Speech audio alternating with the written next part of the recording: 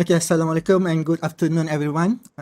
I hope that everybody are well, safe, happy with your family or your friends, wherever you are, in Malaysia or outside Malaysia. So before we start, let me introduce myself first. My name is Jamalludin Harun. Most of my students call me Dr. Jamal or Dr. J.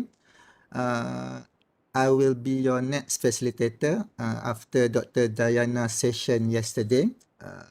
Dr. Diana talked about chapter 2, and to be more specific, the systematic literature review and also meta-analysis part, if I'm not mistaken. And for today's session, I will be focusing on chapter 3. The exact topic is how to write chapter 3, the research methodology part from A to Z. But I'm not sure whether in 1 hour we can complete from A to Z, but at least we try from A to L, something like that. But the notes I will share with all of you, the complete A to Z. First of all, thank you very much to all because you are here, 74 right now, together with me in this EduTech Postgraduate Bootcamp series number 5. This is topic number 5, and we have many other topic till August, if I'm not mistaken. And this bootcamp organized by Creative Multimedia Panel and SITE. What is SITE? Creative and Innovative Technology in Education Research Group. So for all students under department or doing research in educational technology, you are under this research group. We are from Faculty of Social Science and Humanities, UTM. So before we start, grateful to Allah that we are able to meet this Saturday afternoon for this program. I hope that my sharing session for this afternoon will benefit all of you, either in WebEx or from anywhere, if you view this video recording later in the future. And before we start also, I'm sure that for the next 60 or 70 minutes, the most popular question in the chat box is nothing to do with the topic itself, okay? But rather the question will be, Doctor, could you please share the slide? Doctor, where can I download the slide? Doctor, I cannot log in for the attendance. Or maybe, Doctor, why you are so cute? That one is, maybe that is too much. Okay, something like that. I will copy and paste in the chat box the detail, the website for those who still don't have the link. Okay, where's my chat box? Okay, this is the whole program, the schedule, the link to video, the link to notes, etc. And if you want to directly to download the notes later, this is the link.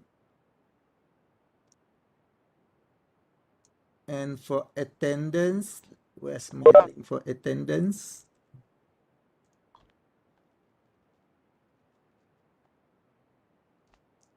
Okay, I shared 3 links. The first one is the website. The second one is the direct to the presentation notes. And the third one is attendance. So this is the actual topic. How to write chapter 3. So when we talk about proposal, okay, there are 2 conditions, proposal and thesis. For proposal, chapter 3, beside chapter 1, chapter 3 is the most crucial and important chapter related to a methodology before you start do the data collection and presenting your finding. Because during proposal, your examiner still not clear about your focus, and I'm sure sometimes you as a researcher also not clear about your research as well. So a well-written research methodology will help you to help during the proposal defense. If everything is there, if your examiner can check the coherence or the alignment between your chapter 1 as well as your chapter 3, for example, your first research question, examiner know, okay, this is the research question number 1, this is the sample that involved in this research, this is the research design that will be used to answer research question number 1, this is the instrument that will be used to collect data for research question 1, this is the data analysis technique that will be used to answer research question number 1, then you are clear. So the keyword for good research methodology chapter is the alignment and coherence of your research question and your research design. And when I talk research design, the whole research design is not just the design itself, but also the research approach, the instrument, the data analysis part, everything. So for today 1 hour session, I will try to list at least steps to write a good research methodology topic. I try to offer some tips and guidelines, and perhaps if we have time to answer, I will try to answer a few frequently asked questions or any question that you want to ask. Okay, so that's for the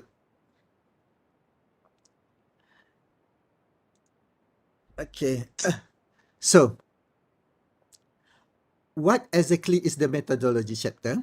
I'm pretty sure everybody knows that. Okay, research methodology, and if you are full mixed mode, full master mixed mode, master full research or PhD, you already went through a research methodology class first semester usually, and you already learn or you already have an overview about the whole thing about research methodology. Okay, as I did mention earlier, the key point of a good research methodology chapter is to tell reader, okay, as well as your examiner, how you design your research. That's the first part. The second part is to justify your design choices. Okay, so the keyword, how you design your research, and not just design based on your point of view without any reference. So you need to justify your design choices. Okay, when you use mixed method, why mixed method? When you mention that you want to use a quasi-experimental research, why quasi-experimental research? And you need to know the limitation, the weaknesses of quasi, for example, and then you have to justify, you have to explain how you try to minimize the threats, the drawbacks of that kind of research approach.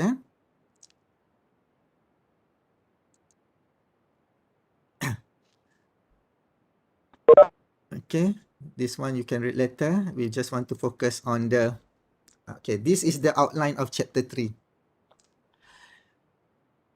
This is EduTech PG Bootcamp. So the focus is for students that register Educational Technology Program in School of Education, Faculty of Social Science and Humanities. But I'm pretty sure some of you are not from this faculty or this program. And since this video will be recorded, and maybe you download this video, and I'm not quite sure where are you from, but this guideline or this presentation or discussion is for social science research. Okay, so maybe from engineering there are some differences, but this is the guideline. Most of social science research, this is the outline for chapter 3. So this is the topic. This is the basic. For sometime you can add a few other subtopic. For example, here maybe you can add a specific topic related to threats, okay, and how you minimize the threats of your research for experimental research, for example. And sometimes for educational technology program or technique and vocational program as well, you can add one specific subsection related to the project development. Okay, you can have one dedicated chapter 4, design and development. But in chapter 3, you can explain a little bit on the process based on the ID model, for example, instructional design model. What happened during analysis phase? What happened during the design phase, the development phase, the implementation, and also the evaluation phase in general? Because for proposal defense, your examiner don't have a chance to look your program or your project yet because it's still not been developed. So at least you can give an idea about your project. Okay. So this is only a general. From time to time, you can add a specific topic for that. Okay. So for the next about 60 minutes, I will briefly explain for every single topic or section here, what you need to do for introduction, research design, research procedure, etc. And I will try to show a few examples from a previous graduated postgraduate students' thesis, or proposal, so that you can get an idea. Okay, introduction part. That's the easiest section to write. But you need to be smart enough to use that part to introduce your research. So how to begin a methodology chapter? A reasonable way to begin a methodology chapter is to develop what we call a brief introductory paragraph.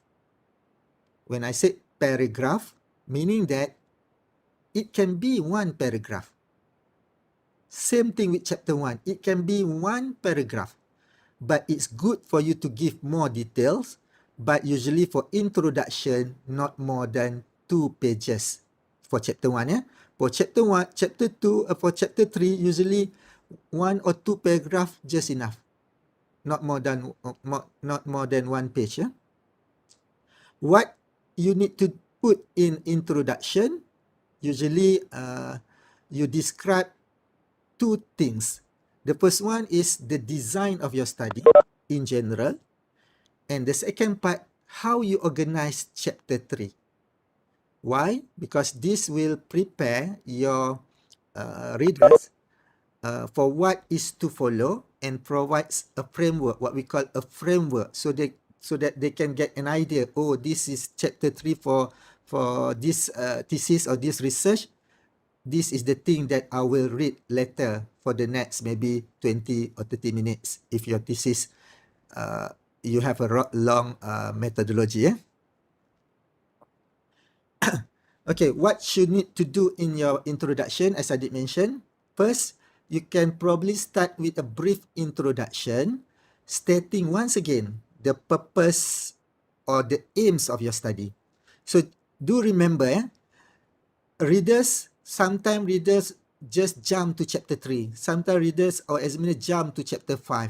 So every single chapter, the introduction part, try to bring the reader's attention back to the aim or the purpose of your study. But don't copy and paste from chapter 1. Rewrite it, summarize it. And research design, since research design is one of the most important topic for chapter 3, and it needs to align with your research aim, research objective, and research question. So it's also useful to front load, to discuss or to explain, briefly explain this as well, to remind the reader, okay? And to remind yourself as well what you are trying to achieve with your design and your methodology. Okay, and as I did mention earlier, after that, in this section, you can also briefly mention how you will structure the chapter. Okay, this again will help orient the reader what to expect next. Okay, this is example. This example one. Oh, okay, I forgot. I already captured the screen, but I can't remember, is it 1 paragraph or 2 paragraph? I just copy screenshot one example. This from Master for Research Study from, if I'm not mistaken, Shahizah Shukri. Okay. edutech student. So as you can see, you could have a short introduction, just one paragraph. Introduction text, restating the purpose of the study, as you can see here. Where's my pen? Okay. And also the research aim, and later followed by the structure of the chapter. As you can see, the purpose of this study, you start with that, and the aims, and then after that, the structure. This chapter discuss blah, blah, blah, till the end of analysis data. So this is like a template. This is one paragraph introduction. Good enough for your chapter 3. Okay? Or you also can have something like this, almost the same, one paragraph. This is by Dr. Suraya Muhammad, one of my PhD students, already graduated, I can't remember, maybe 3 or 4 years ago. Okay, in chemistry education, her research something related to improve chemistry problem solving competency. So this is the research question or research aim. Just paraphrasing or just write it back in your introduction chapter 3. But for those who love to write more than one paragraph, no problem. This is another example.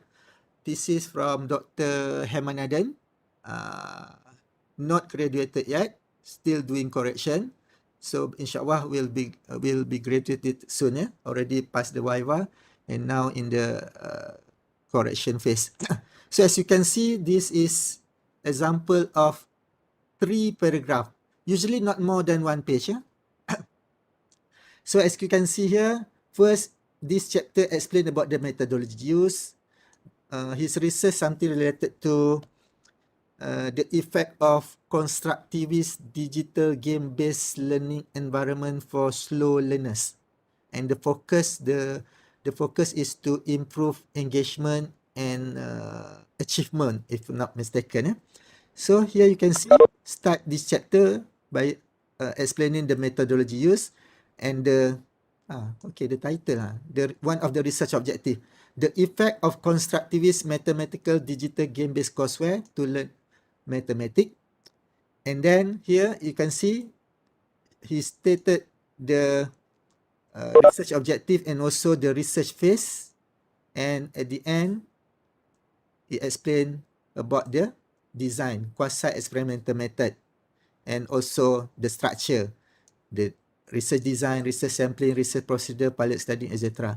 So it can be 1 paragraph, it can be 2 paragraph, it can be 3 paragraph, but not more than 1 page, because this is only for introduction. Okay, so far so clear. I hope, because that's the introduction part. Sometimes people tend to think that is not important, but remember, when you start reading something, the introduction part is the door.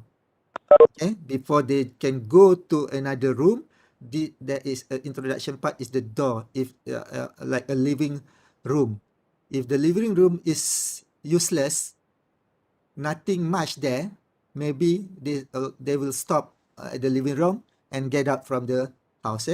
So something like that. So it's really important actually. Okay, topic number 2 or section number 2. This is the most important chapter in chapter 3. Whether it's proposal or it's thesis, this is the most important thing, because once your research methodology is not reliable, not valid, wrong data analysis technique, wrong instrument, wrong sampling technique, then you will face a chance to enjoy your Viva session or proposal defense session. When I say enjoy, because it will end less than 1 hour. Something like that. Okay, most of your friends have a Viva session 3 to 4 hours. Maybe your session is 1 hour. Because when your chapter 3 is wrong, what happened? Your examiner will say, okay, if your chapter 3 is wrong, chapter 4, chapter 5, chapter 6 is rubbish. Or it's not valid. So we don't have to continue your chapter 4, 5, and 6. So in 1 hour, you already completed your Viva session, but you have to resit the Viva session again if your examiner give you a chance. Okay, you maybe get a resubmission or to do the data collection, and maybe you are given 1 year correction, because 1 year correction is if you have to collect your data again. So remember, chapter 3 is the design of your research. So it's like an architect, when you want to design a house before you give to engineer, it must be clear. Everything is clear, valid, reliable. Because if not, your house, okay, we have problem with your house, you cannot stay at your house, maybe something wrong with your house later. Yeah? Same thing with your thesis. Okay, as I did mention, it's a master plan that specify method and procedure for collecting and analyze data. Remember, every single choice that you make in your chapter 3, your research design, you need to justify. You are not simply, okay, this research will use quasi-experimental research, then full stop, without explain why you choose quasi-experimental research, why you choose ethnography for those doing what we call qualitative research. You need to justify, and later it's good also to discuss about the weaknesses or the problem, because when you discuss about the problem, then you can explain what is the or the threats, and you can justify or you can explain how you minimize the problem or threats in your research. But do remember, if you have any question, you can ask at any time, just on your mic and ask. Okay, but do remember, the most thing that you try to avoid is to educate your reader or your examiner about research design or about statistic. When I said something like that, meaning that you don't have to explain in detail. For example, if you choose quasi-experimental research, don't copy and paste from your statistic or from your research methodology class. Quasi-experimental research is blah, blah, blah. You don't have to explain that in detail, because that is, your chapter 3 is not a lecture note, it's not a statistic book. Okay, it's your research methodology, meaning explain the concept briefly and the application in your own study. Okay.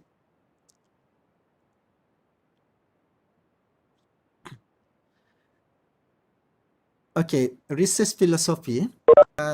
I'm not sure, but some of you maybe have experience or have went through this research onion model by Saunders. Okay.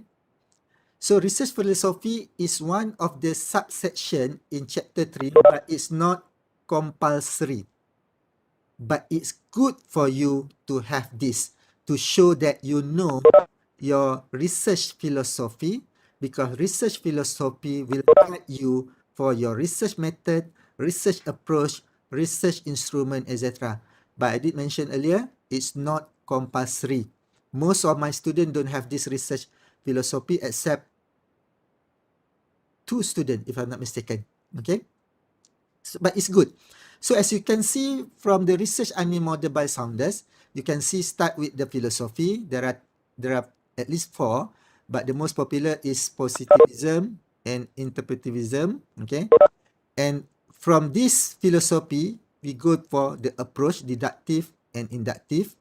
And basically, deductive and inductive are related to your research method. As you can see, there are mono method, mixed method, multi method. Mono method meaning either is quantitative or qualitative. Mixed method, the combination of both. Multi method meaning that you have quantitative, maybe you have qualitative, but it's not enough to be set as a mixed method approach. Because mixed method approach, you need to remember, for the last 10 years maybe, as long as you have quantitative data, you do research related to, you have instrument like questionnaire, and you have instrument like pre-test and post-test, and then you have one research question that use interview. So two quantitative, one qualitative. Yes, last few years it accepted as mixed method, but now, okay, current situation, I think for the last 4 or 5 years, most examiner want more than that. If you just have a interview session as your data, as your instrument, it's not enough to be mentioned as a mixed method. It's still under quantitative method, but supported with qualitative and quantitative data. So you need to remember that, because sometimes you just mention that you are mixed method, and then examiner ask what is the design of your qualitative study, because I can see the quantitative part, you use descriptive, but I cannot see your qualitative part. What is the research design of your qualitative part? Yeah, something like this. Yeah. Okay, my question. As we know, there are two approach or two method, most popular method in research. Here you can see quantitative research, qualitative research. And here you can see a list of, I don't know what, okay? Who can help me to name, what do you understand, what about quantitative research and qualitative research, and what is ethnography, narrative, grounded theory, case study, descriptive correlation, this have to do with quantitative research and qualitative research. Anybody want to share your knowledge or your expertise?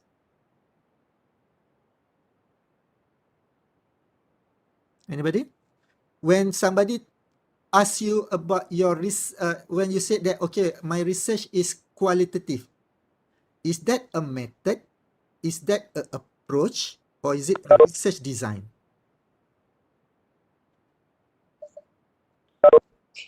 Yes, good afternoon, doctor. Yeah, who's that? Yes, this is Abdullah. Okay, Abdullah.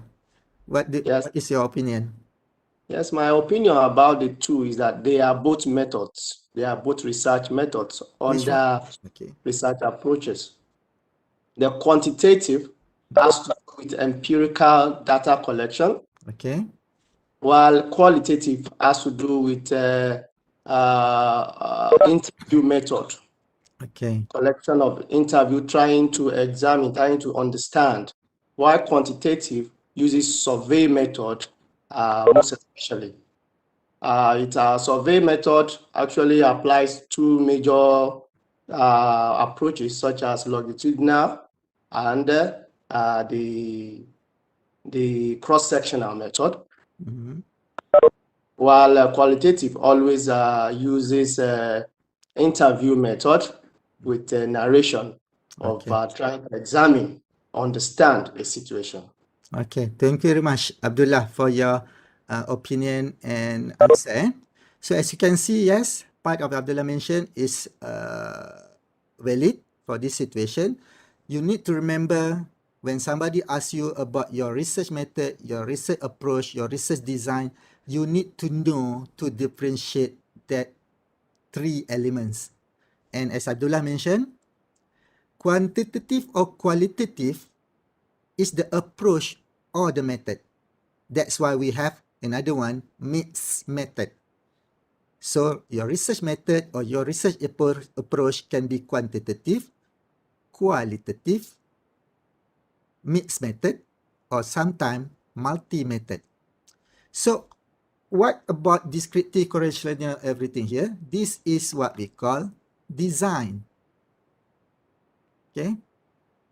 Because when you explain about your research design, you inform, okay, my research approach is quantitative research, and the design for my for data collection is research related to descriptive research, or I'm doing something related to experimental research.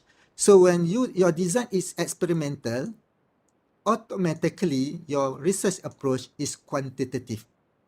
That's the thing that I mentioned earlier. If you have this kind of data, this kind of approach, and then you have one research question related to how students construct their own knowledge, and you use interview, of course that will be in qualitative data.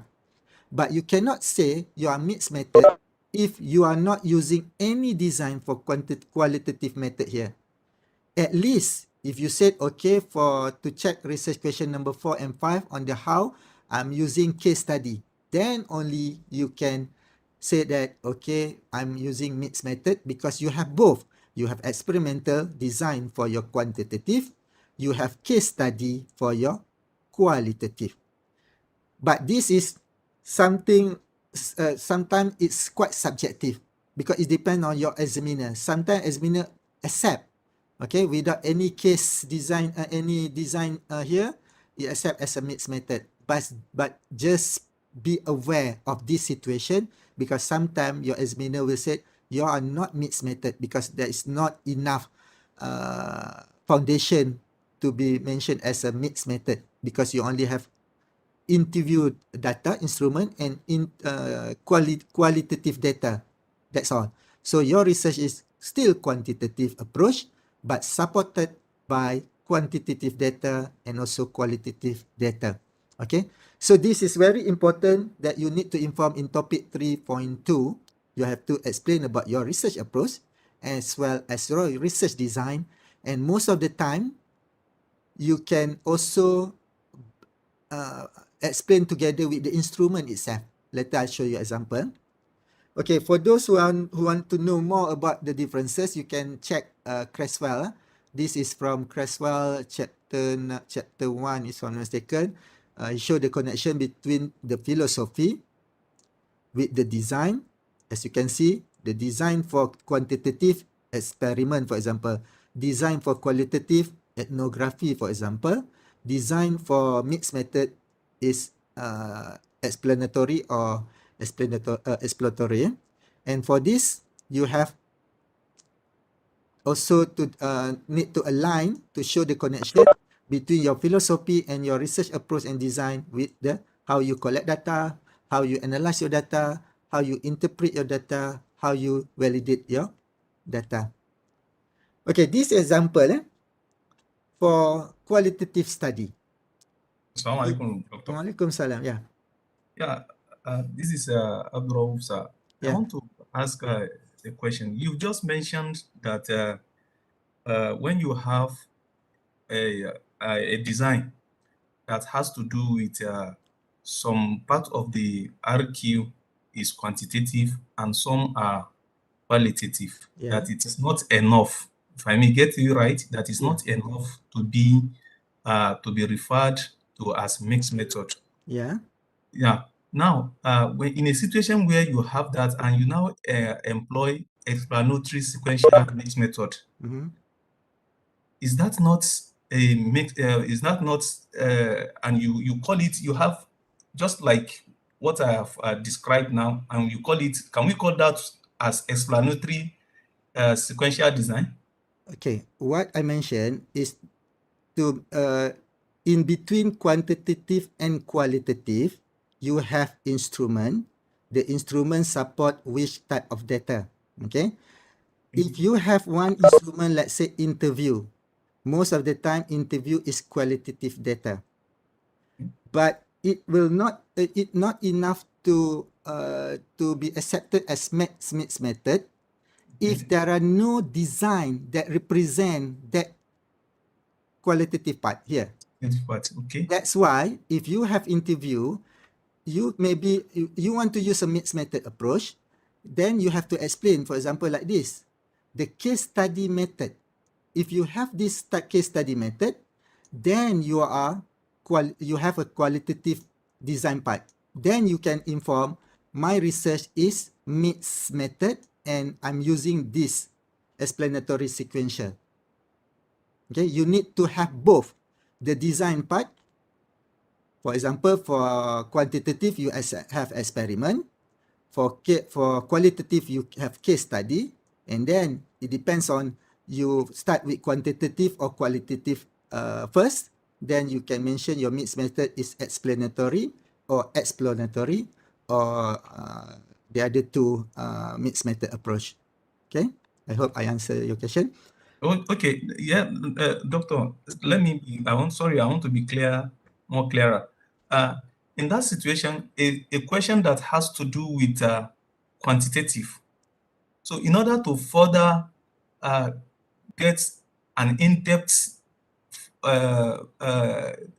explanation on the same question, and interview is now being employed to further, can that be called an explanatory sequential? You have to state it whether you have a design for that qualitative. If you just mention that you have interview and you do one time interview, it's not a case study, because a case study you have to remember there's a cycle. For example, by year 1993, if I'm not mistaken, so there's a case study design. So you go for interview 2, 3 different situation. So that's a case study design. Then you can say that I'm using case study approach for my interview. I'm using experimental or descriptive for my quantitative.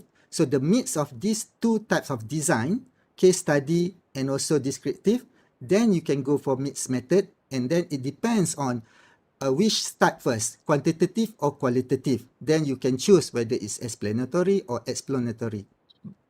Okay. Thank you, doctor. Thank you, doctor. Okay. So this is an example of how you explain your design part. The case study, for example, and why you choose case study, the strength of case study, just a brief to justify your choices. And this is example from one of my PhD students. So she started, this thesis is from Dr. Wan Nur Tasnim, already graduated last year, waiting for convo this coming May, if I'm not mistaken, May, the next convo. As you can see, she explained about her research approach and research design and detail. So based on the example, you can see this research adopt quantitative research design, okay, or research approach that involve a combination of quantitative and qualitative data, because her research have two types of data, quantitative and qualitative, but for the qualitative, there are no design involved related to qualitative. So you just mentioned that quantitative research involve a combination of quantitative and qualitative data. And for quantitative, she used a quasi-experimental research design, pre-post and post-test for treatment group and control group. So you have to mention about it. And then you need to explain a little bit on the drawbacks of quasi-experimental, the threats, and then that, as I did mention earlier, you can have one specific topic to discuss about threats and how you minimize the threats. Because for quasi-experimental, we have threats, for example, maturation, instrumentation, history, something like that. So then she continued about how she designed a quasi-experimental research design by Crosswell about treatment group, control group, pre-test, post-test, and this is the treatment.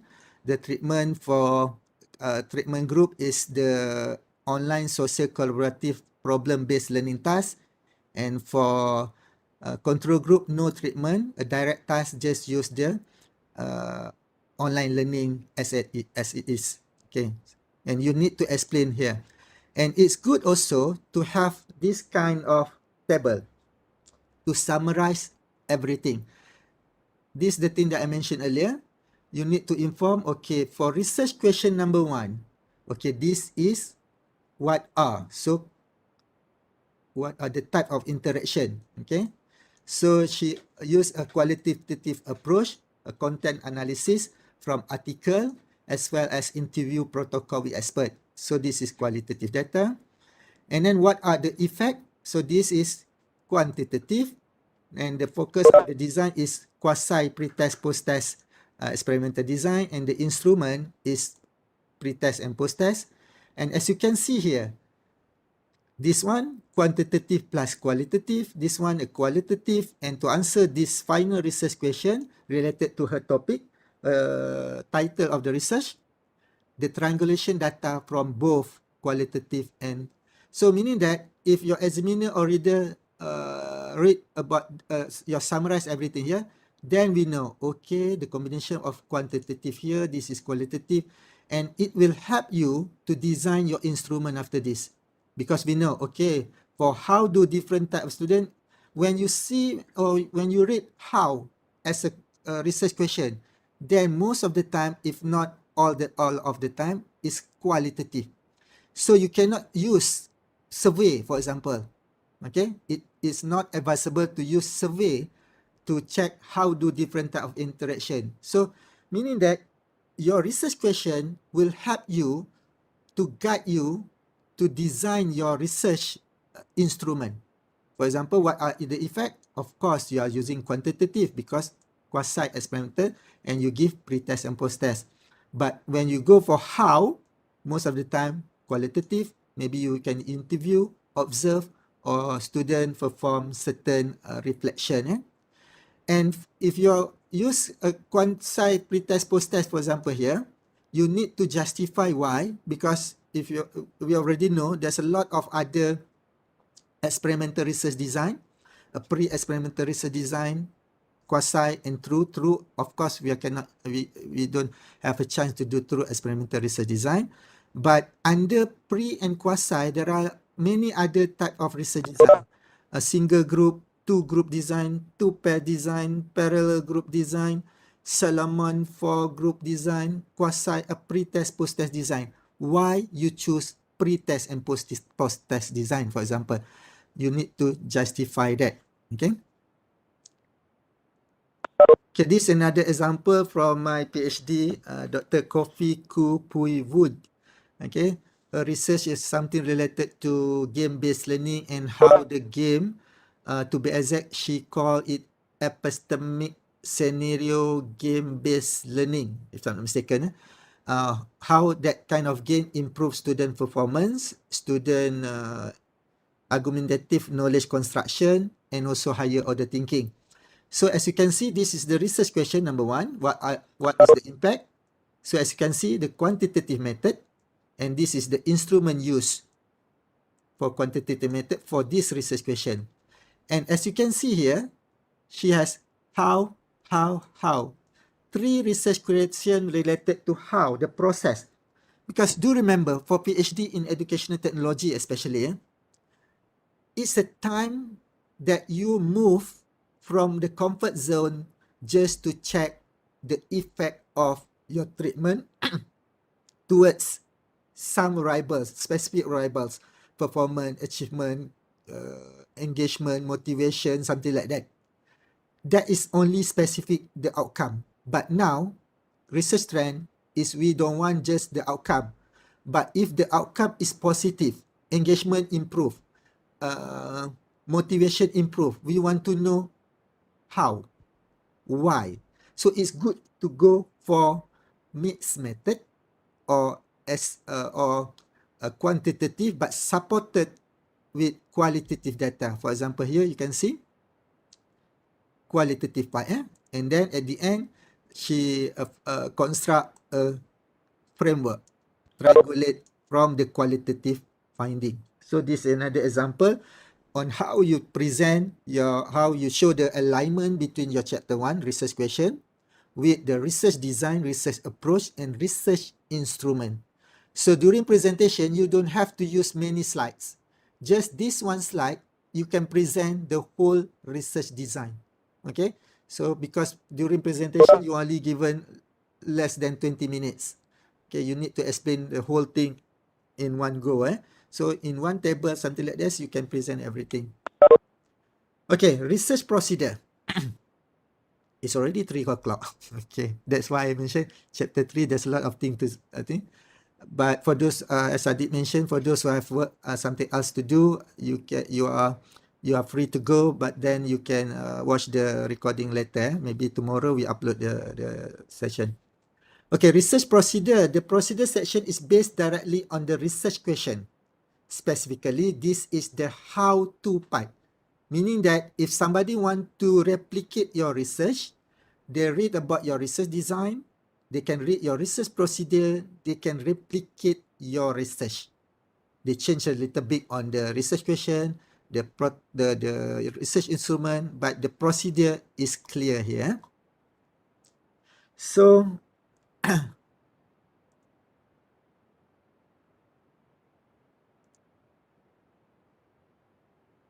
I just showed you the example.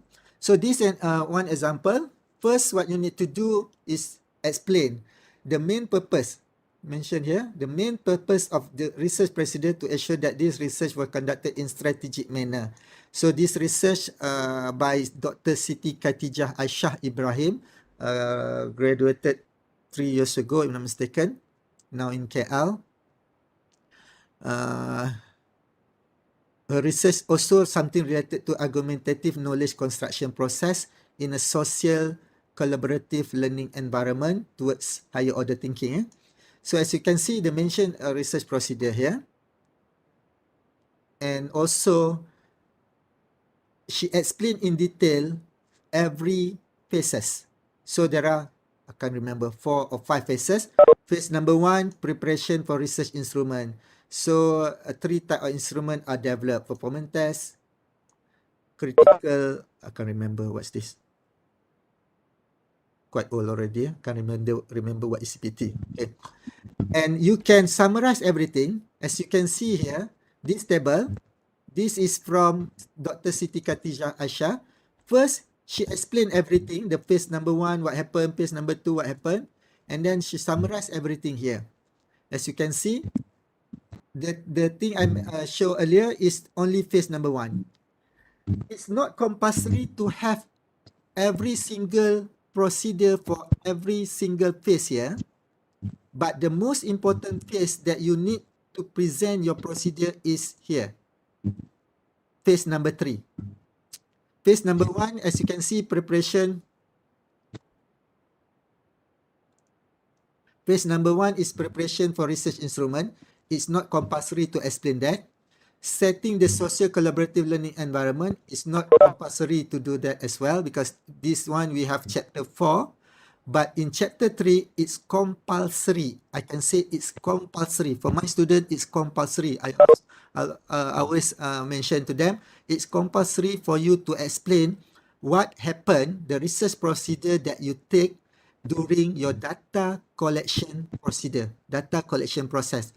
If you do quasi-experimental for 5 weeks, what happened from week 5, from week 1 to week 5, or maybe till week 6, because during week 6, you continue to interview the student as something like that. So as you can see here, week number 2, 3 or 4, 5 to 6, 7 and 8.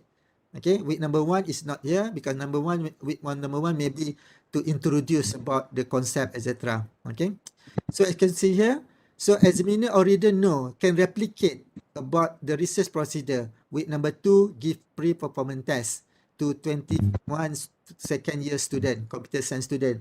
Week number 3 to 4, this is the AKC process. This is, can't remember what is CPT. Okay. Okay. As you can see, critical. Okay.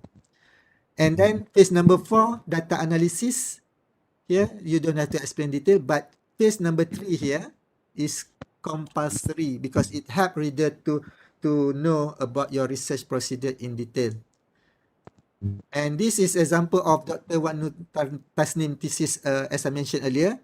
She did not mention about phase number 1, number 2, number 3. She straightly jumped to the data collection schedule.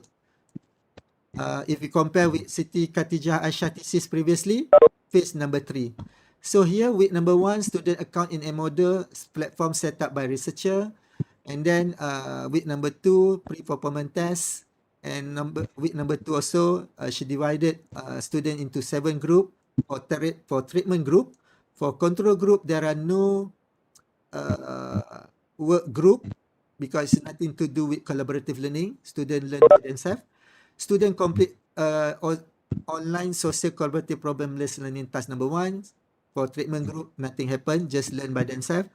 And then here, you can see all the detail. For 11 week, and for data collection, start week number 2 till number 8. Okay, it's good for you to have this kind of schedule. But sometimes, researcher only collect data in one go. That is very dangerous, especially for PhD. In one go meaning you develop, you go to that school, give student use one time, and then do the pre-test before that, and then post-test. It's very dangerous if you don't have any justification or evidence to show that research procedure is good enough to be generalized or to answer the research question later.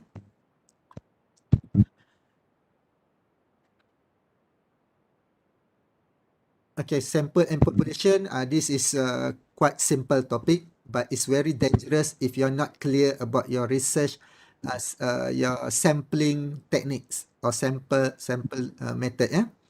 So in this topic or section, you should clearly define who or what your research will focus on, and how you will go about choosing your participant or your subject. It must be in detail. You should also include the description and the number of sample. For proposal, for example, it's not clear about your respondent yet, but at least you explain the sampling method technique that you will use, but the number of actual respondent is not there yet. You can just present the empty table, okay, without any data, but at least we know you are using what kind of research sampling technique.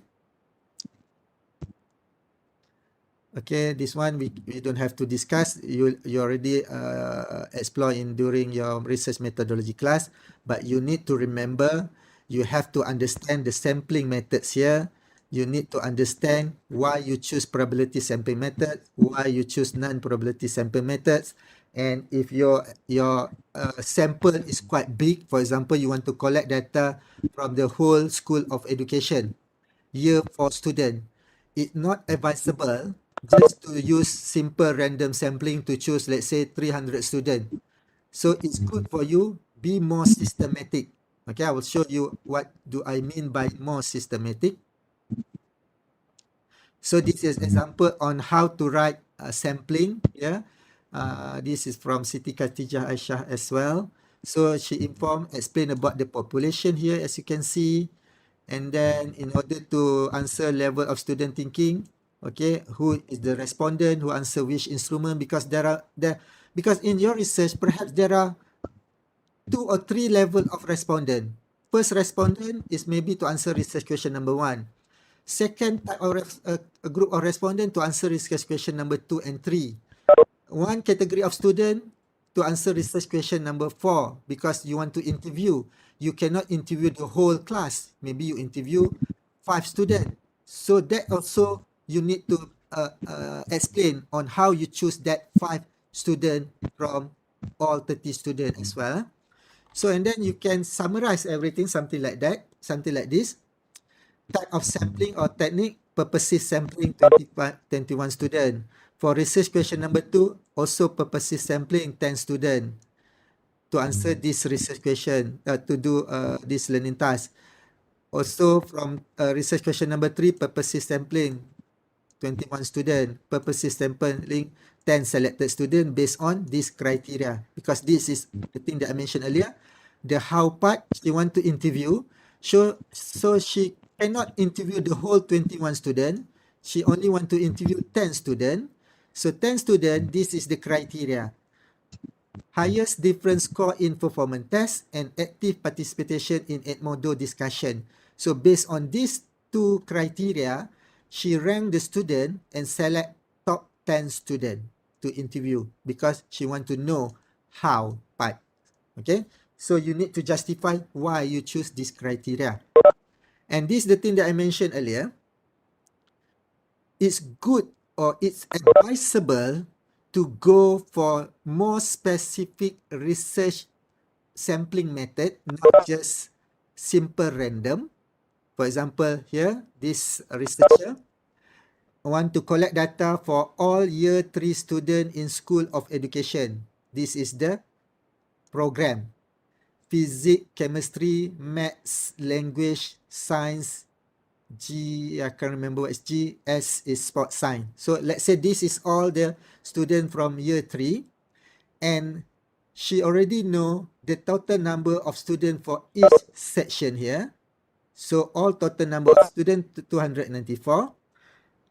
If you just use simple random sampling, maybe you use a Krigi and Morgan table, or you use other technique, 30% or 20% of the 294, and maybe you select in random. But maybe 3 SPP you get all the student, but maybe from SPS maybe 5 only. So it's not really represent the whole population. So this is one technique that you can use. Who can name the sampling technique method that we use in this kind of a table? Because you have the total number of students, you got the percentage, you based on Krigi and Morgan, based on this number.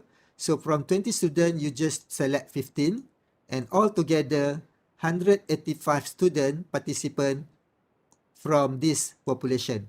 So who knows the sampling technique that I can't remember he or she used in this?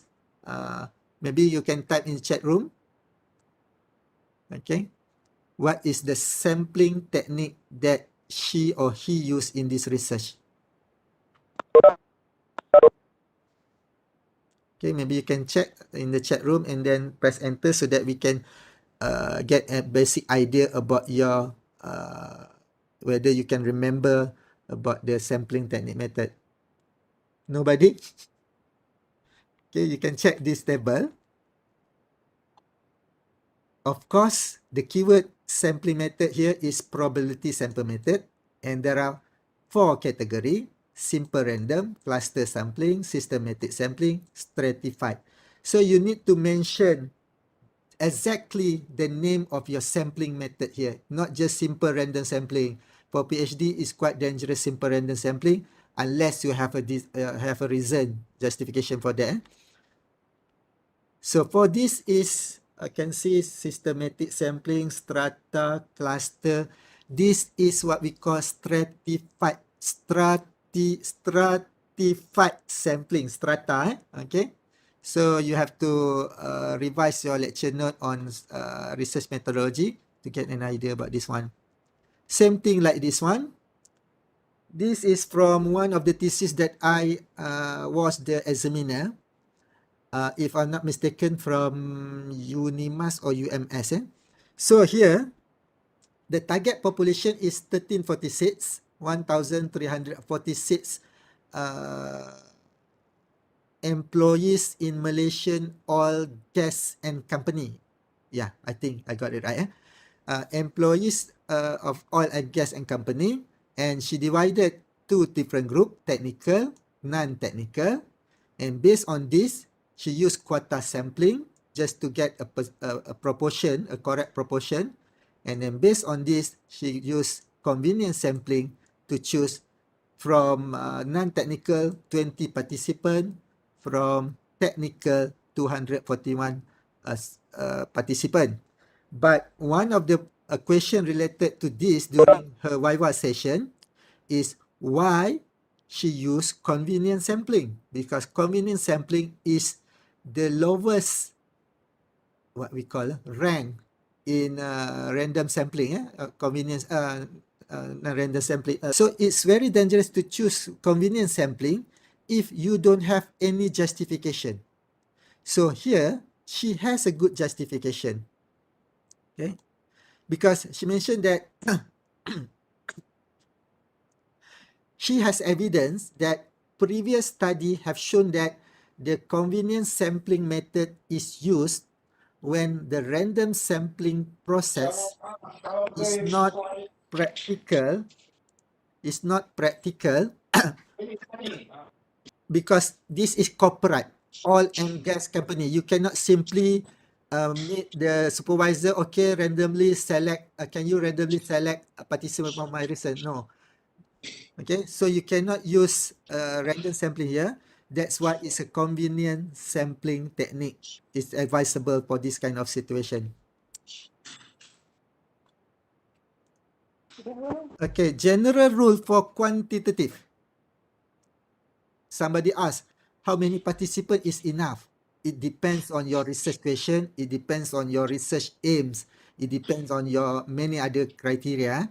For quantitative, for example, if you perform an experimental research, it's good to have at least 30 participants.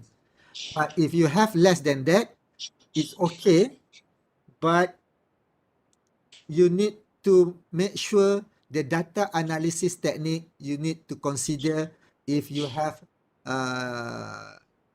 not too many students. So the data analysis technique you need to check the parametric, non-parametric, etc. Something like that.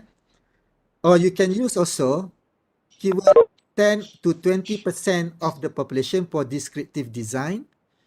If you want to distribute just questionnaire, sometimes you can use this. Okay, you have to find the reference for this. Okay, there's a lot of reference. Okay, or you can use a guideline. For example, Krejcik and Morgan table, Asian table, or here, I don't know how to pronounce it. HEIR, here, formula, something like that. And if your respondent, your population is less than 100, for example, 70, 80, it's okay just to get the whole population if you are allowed to, or you can, you have, what sound is that? I try to mute. Okay. We have to go past number research instrument. Okay. Generally, you have three options. How to prepare your instrument, whether you adopt, you adapt, or you construct your by your own. Yeah. So adopt. So you have to know what's the difference between adopt, adapt, and build yourself. Because sometimes during Viva or during proposal defense, examiner will ask you whether you adopt, adapt, and build. So you need to know the differences, and then you need to explain if you adopt the instrument, why you adopt, and the reliability and validity as well.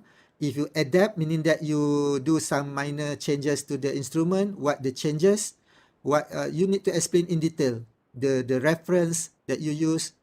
And if you build your own instrument, you need to explain in detail as well, what is the reference that you use, what is the construct, who develop, okay, for adopt and adapt.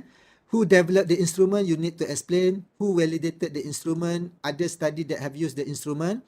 And one thing that you need to remember, even though you adopt the instrument and the instrument is very popular, valid, reliable, but in your own research, it is advisable for you to do your own reliability or validity test. Okay? Because different situation, different condition, different culture, okay, it's good for you to do your own pilot test to get the reliability or the validity. Okay, and when you adapt the instrument, you also should report the same information, but should also include what changes were made to the instrument and why. So let's say you use the popular instrument, for example, this technology acceptance model. Technology acceptance model is to assess participant digital readiness and the appropriateness of potential technology investment. Okay, something related to whether it's worth to I don't have to explain it. Okay, okay. Let's say this is the instrument.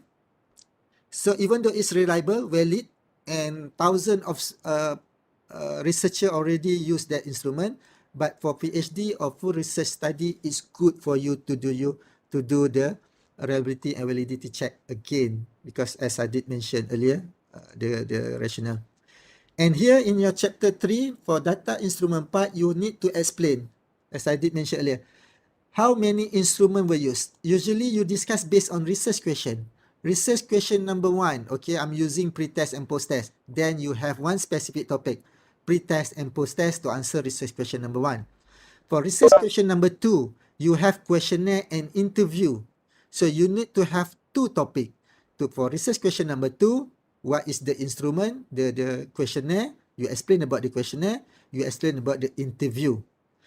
Meaning that for every single research question, nobody can argue or ask you, how you collect this data to answer this research question? Because you already explained. For research question number 2, I have two instruments. This is the instrument. The first one is questionnaire. I adapt directly from this research instrument, for example. And second, interview, I set the question by myself using this reference. This is the example of my question. Later I show you the example, the table. Are the item divided into section or construct? Okay, if there are construct, what are the construct? This is very important. You cannot simply have 20 questions in one go. At least there are maybe 3 construct. The first construct, for example, to check engagement, for example, is cognitive engagement. So you have 7 questions related to cognitive engagement, and the reference is blah, blah, blah. For question number 9 to 15, construct related to social engagement, because you want to check engagement. So you are focused on 3 construct: social engagement, cognitive engagement, peer engagement. So there are 30 questions, for example, and everybody clear. From question number 1 to number what is cognitive engagement. From question 10 to 20, maybe it's a social engagement, something like that. Okay, this one. And finally, tell the reader the step taken to ensure the instruments are reliable and valid. Okay, this one you have to explain, usually in a pilot study. And Dr. Farhana will discuss that in detail tomorrow. So this is the example. Research question versus instrument. And then as you can see here, what are the impact, performance test. And you have a specific topic, performance test, to answer research question number 1. You have to mention that, so that the reader or your examiner don't have to think, don't have to go back to chapter 1, have to study back your research question, and have to visualize and think, oh, this is maybe to answer research question number 1. Help them to help you. Okay, if everything is clear during your Viva session or proposal session, chapter 3 is perhaps you can go smoothly, because they don't have to ask, because to answer research question number 1, use performance test, and you give detail about the performance test, about how many sections, how many marks, and then you summarize in the table. This is another sample for questionnaire. This is from Dr. Suraya Muhammad, research related to chemistry education. So this is chemistry problem solving skill questionnaire. So she mentioned about the detail is in the appendix B. This questionnaire have 2 parts. Part A, demographic, have 5 questions. Part B have related to problem solving skill, and this is the domain or the construct. And this will help your expert as well. If you want to give your expert to validate your instrument, you give this table, then they know, okay, question number 1 to 3 is about searching. Question number 4 to 7 is about planning solution or solving. So they can give specific and detailed comment whether your instrument is worth or is valid or reliable to be used to answer the research question. Okay, so it depends. Sometime in your research, you don't have to have all this. If there are no reason, you don't have to ask about class, age, gender, chemistry, grade, interest in science, etc. If there are no specific research question to compare, for example, is there any relationship between class, age, gender, grade, interest in science towards problem solving skill? So there are no purpose of this research question at this domain unless you have a specific reason. For example, you have a specific research question. Is there any relationship between chemistry grade mid-year exam and problem solving skill? And of course, you need that data. So remember, don't use your time to prepare this kind of question, but then you are not using that in your data analysis. So the basic thing is just ask about gender and age, for example. That's enough. no need to go in detail unless you have a specific reason. Okay, this, for example, interview. As you can see here, same thing. You explain, okay, this interview is to answer research question number 2 and research question number 4. This is very important. Don't let your reader or your examiner think by themselves about what we want to do with the interview script here or interview question. So this is the construct, the effect on learning, the effect how computer subject through influence student AKC, argumentative knowledge construction, how AKC in learning, remember, you check, how,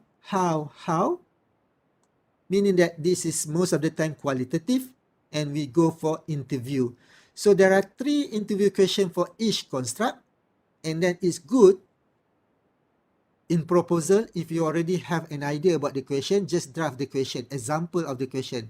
If not, it's okay, as long as you know what is the construct, you know if somebody asks you, examiner asks you, how you want to answer that research question related to how. Okay, something like this, you know, you have interview session. And this is only example. The complete interview question usually we put in appendix. So just inform, this is example of the question and the detail in appendix C or appendix B, for example. Pilot study will be discussed tomorrow by Dr. Fahana. Remember, if you are free, go for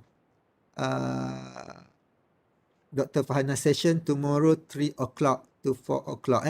So we discuss about anything related to reliability and validity. So you need to remember for PhD or full research master, it's not just general reliability and validity. You can go beyond that. Construct validity, criterion validity, phase validity. So as if you go in detail, then your research become more reliable and valid, and your examiner don't have lots of questions related to your reliability or validity of your.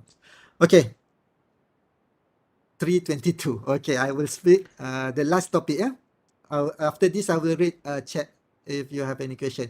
So data analysis is the, I can say this is the tough, especially during proposal writing, because you are not clear. You are not clear about instrument. You are not clear about how you want to answer that research question. So for proposal, at least you have an idea, basic idea, that's enough. If you don't have the actual instrument, that's okay in your chapter 3. As long as if your examiner asks you how you plan to answer this research question, okay, you have an idea. Okay, I'm using SAM, structural equation modeling, but I'm not quite and also path analysis or network analysis, but I'm not quite sure the condition, the what we call, whether it's suitable for my research, but that is my planning. You need to do to perform some reading, and you also have to but for Viva, of course, you need to complete everything. So for quantitative research, for example, your analysis will be based on numbers. In this method section, you might include how you prepare the data before you analyze. For example, checking for missing data, removing outliner, transforming. This is for thesis. For proposal, maybe it's not too detailed. You just briefly explain about the process. If you use SPSS, you just mention and what statistical test to use. Whether it's ANOVA, ANCOVA, whether it's regression. And don't worry too much about this. I will show you how to hack. I can say how to hack a statistical method without and show you that you are good enough in statistics, even though you have problem with statistics. After this. And then for PhD especially, my suggestion, it is advisable for you, but it depends on your research question as well, not just focus on descriptive analysis. Don't just analyze the data and report the mean, median, mode, percentage, etc. and then you stop. It's good to jump to another level, go for inferential analysis. That's why it's good for you to collect demographic data, because sometimes it happens during the Viva session, your examiner not satisfied with your data because you only present this, they ask you to go for inferential statistic, and because you collect the data, the not so important data here, okay, and then you can use the data. Is there any relationship mid-year exams, etc. to compare? But then also you need to rewrite your chapter 1 because you need to justify why you want to do that kind of research, why you want to compare age or gender. You cannot simply jump to conclusion, okay, suddenly you want to compare, is there any relationship between gender towards performance, for example, without any specific reason. Okay, this is the thing I mentioned, yeah? You just go to Google, just search for, let's say, choosing a statistical test flow chart. And you will find a lot of researcher or supervisor or professor already prepare this kind of it's not table, a flow chart, okay? It's good for proposal if you blur, if you're not sure which statistical test that you want to use. So you just ask based on this. Is data normally distributed? No. So you go here. Are the group pair? Is there a two group, for example? Yes. So this is the data analysis technique. So you just mentioned most probably I will use Wilcoxon sign rank test because my data there are two types of group and the data is not normally distributed, for example. So you have this specific, and then you go detail, read about Wilcoxon, and then if really this is the thing that you want, you just Google for how to perform Wilcoxon sign rank test in SPSS, something like that. There's a lot of flowchart. This is another example. As you can see, whether your data type of data, whether is nominal, ordinal, ratio, something like that, whether it's categoric or continuous, and based on that, what type of data, what type of analysis data that you can perform. So you just follow the flowchart here, and then, oh, my research will use one sample t-test, and then you have all that, what we call evidence. Okay, but after that, you need to do reading to confirm this flowchart. Okay, this is another example. Can you use parametric test, something like that?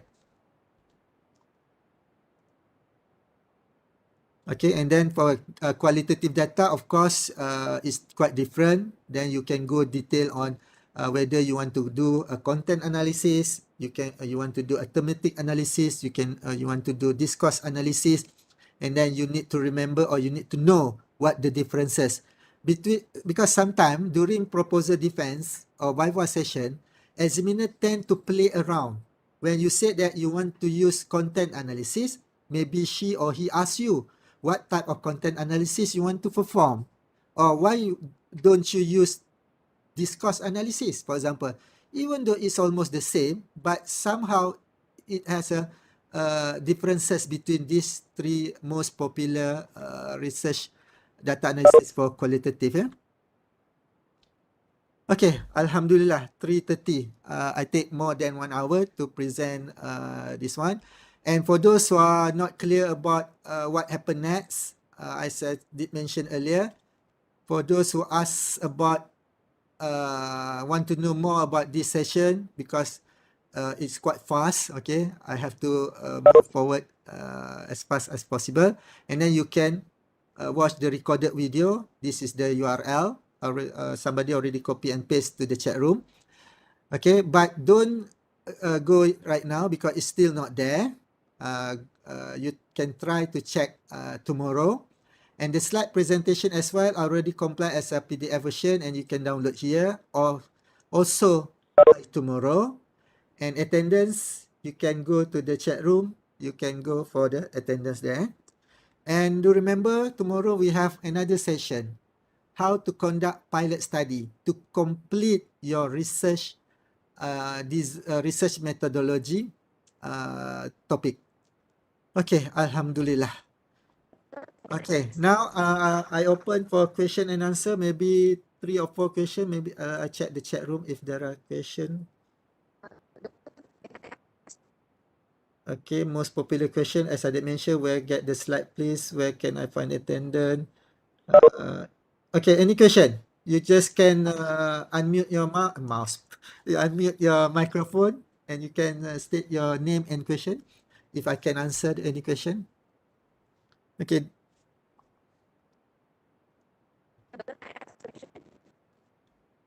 Rosaina, yeah. Rosaina.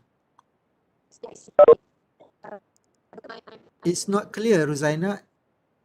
Your voice breaking.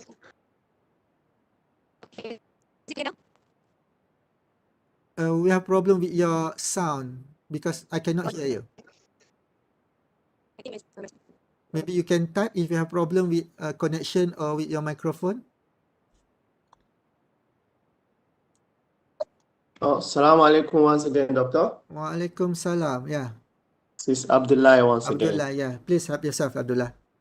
Yeah, I probably because of time you were unable to tell us how to combine a qualitative and a quantitative method to make it a mixed method. What is the best way to combine the two to be able to attract our examiners? Thank you. As I did mention earlier, if you want to go for mixed method, you have to make sure that for quantitative, you have a research design that related to quantitative. And for qualitative, you also have a research design that related to qualitative. Let me show back the slide. That's the slide. You want to go for mixed method and nobody can argue your research is mixed method, you have to make sure for quantitative, you have the research design, meaning that this one, you need to inform, okay, my research is a descriptive research design because I'm using questionnaire, pre-test and post-test, something like that. Or I'm using quasi-experimental, then it's totally go for quantitative research. And then for qualitative research, I have 3 research questions related to the how and the why part, for example. And for that, I'm using case study because case study is the most simplest qualitative research design compared to ethnography. Narrative also can quite simple compared to ethnography, phenomenological or grounded theory. It's very qualitative. Okay, case study is quite simple. You just select 2 class, for example. It can be case study because you are specific that 2 classes. But then you need to remember, case study also have a design. Then you have to follow certain rules. The most popular case studies design is yin. So you have to read about yin and then you inform. For qualitative, I'm using this research design. For qualitative, I'm using this research design. And then you have to remember, go back to your lecture note related to mixed method. There are at least 4 mixed method approach. It depends on which part first, whether it's qualitative or it's quantitative, and then you can select, okay, I'm using mixed method, explanatory or explanatory. It depends on which come first. Then your examiner will not ask, because will not argue because you already confirm you have 2 research design or maybe 3 research design. For quantitative, you have descriptive and experimental. For qualitative, you have case study and narrative, for example. The thing that you need to be aware, as I did mention earlier, if you are go for quantitative, you are clear about your quantitative, but then you have research question, one research question that you use interview, or maybe your student do some reflection in written format, that is qualitative data, but there are no specific research design related to qualitative, then it's not mixed method. It's a quantitative research approach supported with both quantitative and qualitative data. That is my suggestion. Okay? Or you can go for multi-method. It's not a mixed method. So read about multi-method. It can be quantitative plus qualitative, but it's not enough to go mixed method. It's just a combination of multi-method. Or if you use descriptive and experimental, some there are book or author that say that that is multi-method because there are 2 type of research design related to quantitative research. You use descriptive, you use experimental. So it's a multi-method. Mono method is just quantitative or just qualitative based on this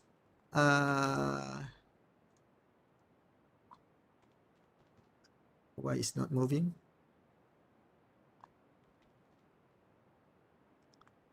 Okay, it's already, my PowerPoint stopped working.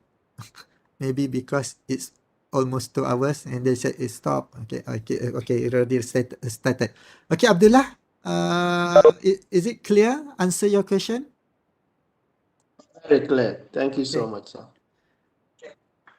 Okay, from Ruzaina, I want to ask, I'm doing pre and post test, so what is the statistic method that I need to use?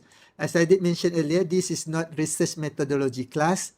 This is research, how to write research methodology. You cannot simply ask, you have pre-test and post-test, what is the research statistic method? Because it depends on your sample. How many sample that you have, whether it's normally distributed or not. If more than 30, for example, most of author or researcher said you can go for t-test if you compare between two group. So there's a lot of question that need to be answered as I show here. Yeah. Are the data normally distributed? If your group is only two group, okay, this is only as example. If you compare only two group, control group compare with treatment group, two group, not more than three, not more than two. So you have to do the normality test first. If your data is normally distributed, then the answer is yes. The group pair, because you have to need to remember whether you pre and post it's pair. So yes, then you can use pair student t-test, something like that. If no, student t-test. If it's not normally distributed, then you can go for Wilcoxon or Mann-Whitney, something like that. And then you have to explore the parametric versus non-parametric research. Okay, I hope Rosaina, you get an overview or idea what to do next if you ask about the statistical method that you want to use. There are no single answer. You have to know your type of data, you have to know your respondent and how many respondent as well, because sometimes t-test, some author mentioned that if your respondent is less than 30, it's not advisable to use per sample t-test. So you have to find another t-test. Just Google participant less than 30 t-test, alternative for t-test, and there's a suggestion over there. Okay, is there any other question? Let me check from chat room. No, where can I get the slide? Okay.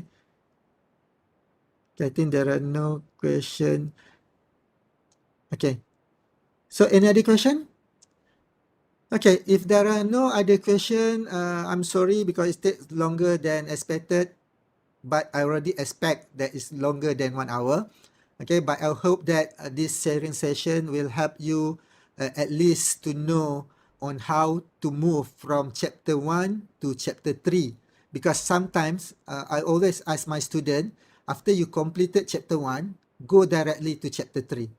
Because it's really still fresh. You still fresh with your research question, then you need to think, oh, this research question, what is the instrument, what is the data analysis technique. And when you write your chapter 3, from time to time, if you feel stressed, then you go for chapter 2. So chapter 2 and chapter 3, you can work simultaneously. But it's good from chapter 1, go to chapter 3, so that you can see the connection, the coherent, the continuity from chapter 1 and chapter 3. Okay, with that, I thank you very much for your time. I hope we learned something. If you have any question, ask your supervisor. Okay. Or you can contact me here. This is my detail. My email is pjamal@utm.my. And this is me, I think 8 or 10 years ago. Okay. Okay, so thank you very much. Remember, tomorrow we have another session with Dr. Fahana with pilot study. Okay. Okay, take care everybody. Bye-bye. Assalamu alaikum.